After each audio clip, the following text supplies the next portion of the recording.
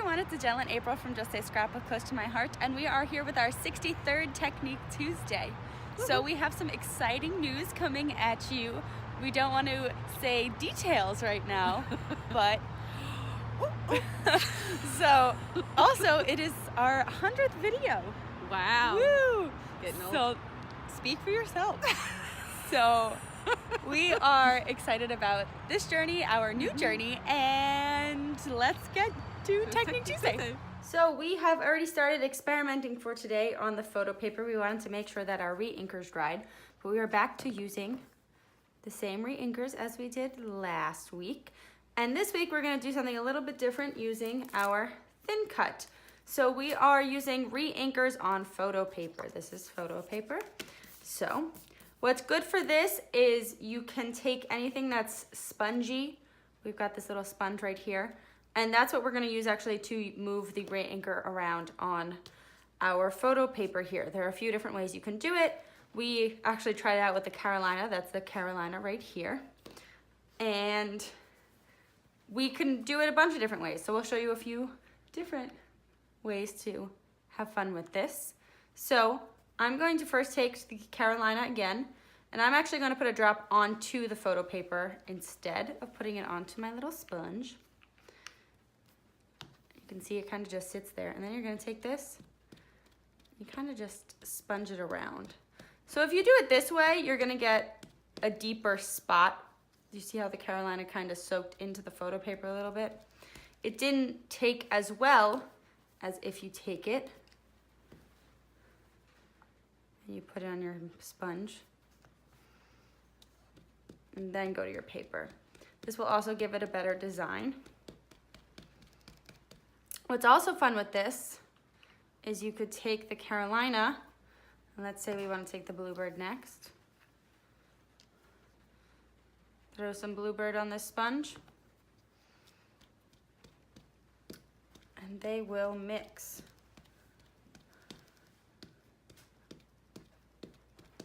Isn't that cool? Make sure also you have scrap paper underneath it. And you've got a lot of re-inkers in these bottles, so don't be afraid to use them. We're gonna experiment. We have a few of these. These are, remember, our water-based ink dyes. These are the re-inkers for the water-based. However, we do have pigment ink re-inkers. So now I'm throwing on some Sapphire here. I'm gonna move over here a little bit. Sapphire is going to be a lot deeper. Probably don't need as much ink as I just put on there, but if you spread it around, you can actually wipe. Not as easy to wipe, but sorry if I'm moving the camera around by doing this. But you can see the Sapphire is that very deep, deep blue. So you probably only need one drop of Sapphire. Probably put a little bit too much on there. But then we're gonna go to something a little bit lighter like mint, and actually put it over the Sapphire on the sponge, and it will actually lighten it up a little bit. So let's put a few drops on there. And go over here. And see, look, that mint is a very, very light color, which we know, but it's mixed with the Sapphire. And you see how I'm actually able to re-wet the Sapphire and pull it to a few different places. That's what's cool about using photo paper, because photo paper does take a little bit to dry, but you can also kind of play around with it. And there's no mistakes in scrapbooking. You can kind of just move stuff around on the photo paper. I really like how that spot came out, so I'm gonna kind of leave that there. And the sponges are meant to be mixed. Like, this is all mixed up now. Also, since, like I just said, it is on photo paper, it is gonna take you a little bit, it is going to take it a little bit longer to dry.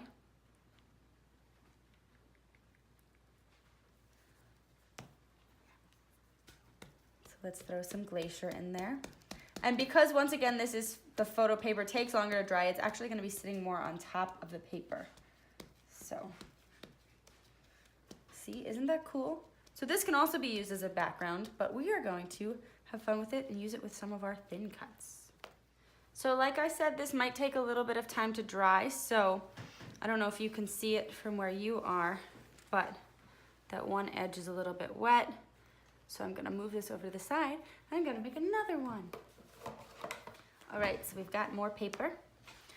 And so you can get a new spongy thingy if you would like, or you could keep using the same one. So I'm gonna use the same one, but I'm gonna go over here to where I really haven't put a lot of ink. That was a lot of mint, but that was okay. You see how that green of the mint comes out? But you could see it also, isn't that fun? Just to show you that you could do that if you wanted to. But do you see that it also kind of has that blue in it? So it's not a pure mint because my stamp pad is not 100% clean.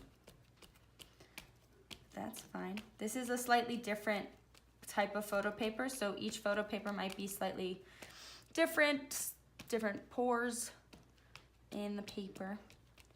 And this one has a little perforated edge over here, so I'm able to hold it. But I want to make these snowflakes a little bit lighter.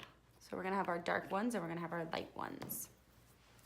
So this one I'm gonna stick more with my mint and my glacier, my greener toned ones.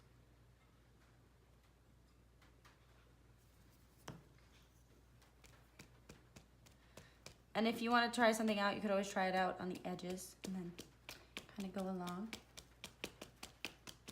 But you see, it's just adding slight variation. For the other one, I started more dark and then I went light, and this one I'm going light to dark.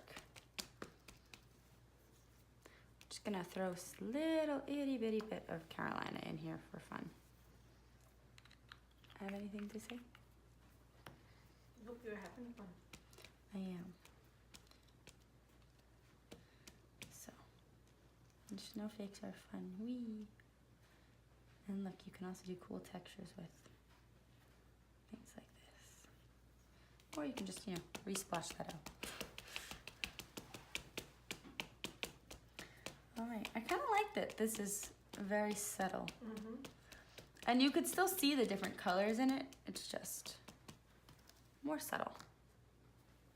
Let's start to cut. So before you put it through like a Cuttlebug or anything, just make sure you dab it off a little bit. There might still be some ink that's not completely dry. I know there wasn't on this one because we're rushing a little bit to show you what it looks like. But if it's kind of sitting on top of the paper and you rub it off on photo paper, it's still gonna pick up that color. So it's really not gonna look bad at all. See, look. All right, so this is dry. So we're gonna pull out our Cuttlebug. Flip it open and open her up. And once again, we're using our pretty snowflakes. We are getting ready for Throw It Together Thursday. All right, so I've got my Cuttlebug, my B plates, and my magnetic mat. Woo, and I'm throwing snowflakes. Unfortunately, it's raining. It should be snowing. Right, Mama? That's right. And doing this, because we are using re-inkers, it might actually dye your thin cuts a little bit if you don't let them dry. Not that I'm saying it will, but it might. But don't worry. It'll just make them pretty. Or if you don't want them, you can always put the thin cut on the other side that's not inked. True. That looks so cool. Look how pretty that snowflake is. Isn't that awesome? And you get all the different textures of the inks in there. Let's put a few more through. So we are going to punch a few more of these. And if you feel like you are having trouble pulling out the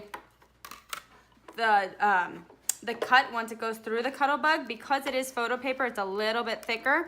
So I suggest actually rolling it through a few more times, just to make sure that it cuts all the way down.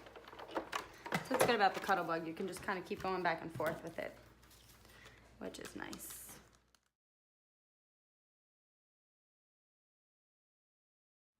So now I just want to show you, because once we cut these out, they look really cool. So if you wanted to, like my mom was saying, not to you guys, but to me, that if you wanted to do this and you actually wanted to put silver or white glitter paper under it to make a background, that would be really cool. So this could be something that goes into like a flip flap or something like that. Oh yeah, that would be great.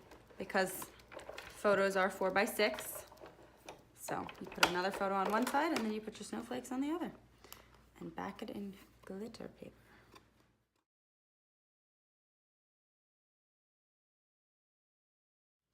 You could totally use that as a background. Maybe we'll show you more on Throw It Together Thursday. But seriously, let it dry a little bit because we realized as we're going through it, because we are rushing it along to show you guys, there is a little bit of ink on our mats here. But what we'll do is we'll just take, can I have that spritzer? This is what cleans the inks off the stamps. So, spritz. And it all clean. So remember, other tools are good for other purposes too. And that's why scrapbooking is, fun to experiment with. So, and we just wanted to show you our finished product. Look how cool that looks. They are so pretty. And all it is re-inkers and some photo paper.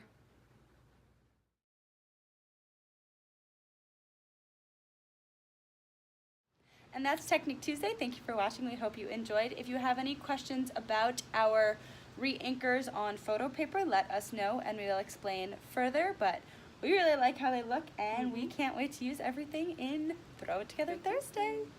It's beginning to look a lot like Christmas. We're excited. We hope you are too.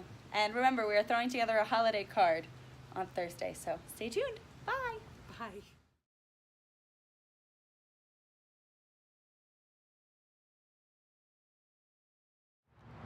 Wait, my hair is kapookies. At you soon. We don't want to announce anything just yet, but we have a car rolling behind us. Woohoo! We have some The air ball. Where am I looking now? over there. Nope, I like the other side better. Phew. Another one. Another one. Really? That was the end of the photo paper?